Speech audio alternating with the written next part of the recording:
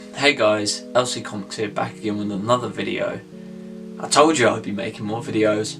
So, for this video, comic writer and previous guest of the LC's Comic Corner podcast, Eliot Rahal, was kind enough to send me an advanced reader's copy of his new series, cult classic Return to Whisper, issue 2. I own issue 1, I bought it myself, and he sent me a digital copy of issue 2 to read and review for you guys.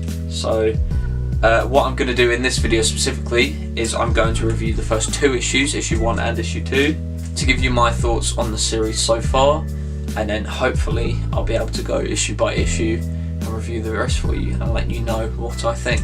So to give you a summary of cult classic Return to Whisper. Cult classic is the kind of publishing universe that Eliot Rahal's kind of created. It's like kind of sci-fi horror stories, like for people to tell short stories in this kind of atmosphere created with these books.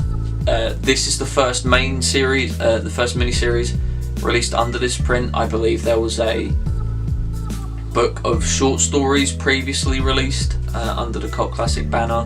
The publisher is Vault Comics, and Return to Whisper is about this group here, the Graveyard Gang, which is a group of kids. I don't remember all their names.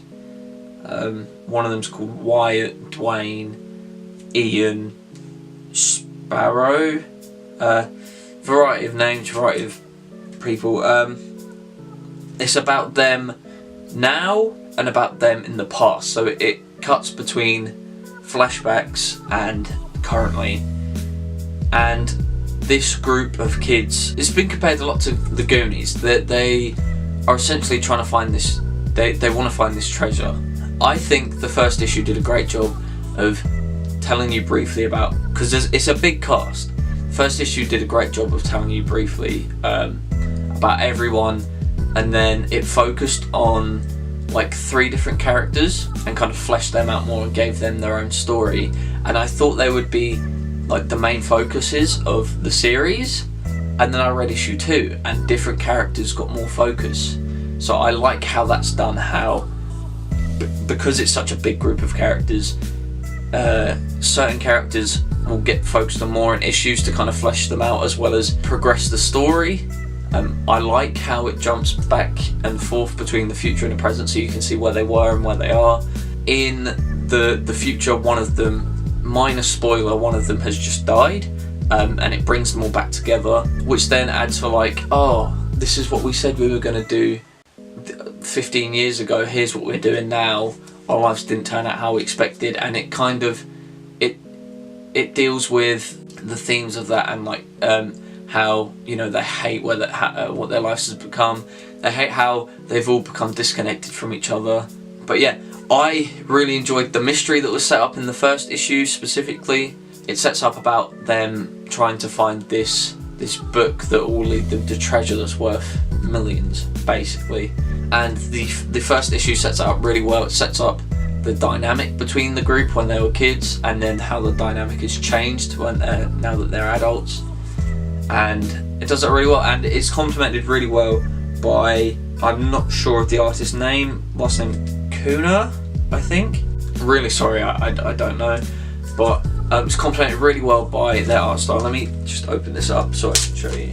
So it's complemented really well by this slightly cartoony art style that works really well with the series and the themes of it and everything. Illustrated by Philippe Kuna, right? I believe that's how it's said. And yeah, the first issue kind of establishes these characters and their relationships with one another, and focuses more on Malcolm and Izzardini. That's his last name. I can't remember his first name.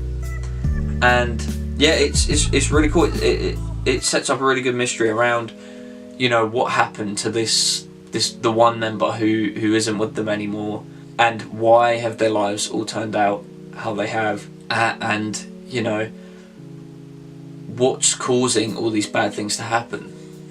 that's mainly what's set up in the first issue. There's a lot of questions that the first issue opens up, which is good for this kind of like mystery drama, slightly sci-fi series. Also, each issue is complemented with a 2-page short story at the end, written and drawn by a different creative team, that just kind of adds to like the whole cult classic world, and like the whole atmosphere of it. It works really well, in my opinion. When I gave this first issue a rating, as I do with most of the things I read, I actually gave it a 5 because I thought it was genuinely brilliant. And I'm not just saying that because I'm a fan of the writer. I really do think this is really good. It set up the mystery very well and fleshed out the characters a lot more than I thought it would be able to in one issue. So yeah, that's my thoughts on issue 1, and also some of what I said also applies to issue 2. The second issue, let me see if I can get the cover. So here's the cover for issue 2. Obviously I had to read it digitally because that's the copy that I was sent. So yeah, there's the cover for that, chapter 2, Ashes. It does really well to focus on other characters in the group, as well as to expand the story, kind of go through with their hijinks when they're a kid, and also explore a different relationship with some different characters in the modern day, and it kind of brings stuff from their past that comes to bite them in the arse. I do really like the ending to both of the issues. This one specifically, it ends on a cliffhanger that I found really, really interesting, and it made me really excited to read more. I really like how it gives you a page that tells you basically all their names, so that if you do kind of forget who's who, because it can get quite confusing, you can go back and check. But this really builds on the dynamic and how certain people are really sour about where they've turned up, where they've gotten to in life, because they thought they'd be somewhere better than they are, which is fair enough. I feel like that's something that everyone deals with, or almost everyone deals with at some point in their life. But yeah, this is really good. It built on everything really well, I believe. I really liked the scene in the past specifically. I enjoy the past scenes more because they're a lot more fun, as they would be, because it's showing the story of kids, whereas the modern day is a lot more bleak because it's like it's adults. They've got to deal with all the stress of adult life. And yeah, I don't want to spoil things for you, so I don't want to go into too much detail, but basically it all moves and progresses really fluidly from the first issue, and I really like where this is going. So issue 2, if I had to give it an individual rating, I'd give it 4.5 out of 5. Not perfect, but very close. Really interesting, really builds on all the mysteries and the dynamics and the characters that were built in the first issue. So all in all, I would definitely say check this out if you're not already. The first issue was only $1.99 in dollars. It was £1.40 where I bought it from. So if you can find the first issue, at least definitely pick this up and see if you like it, see if it's your cup of tea. If you like mysteries and stuff like that, definitely try this series. I believe issue 2 comes out this Wednesday, so be looking for that in your local comic store.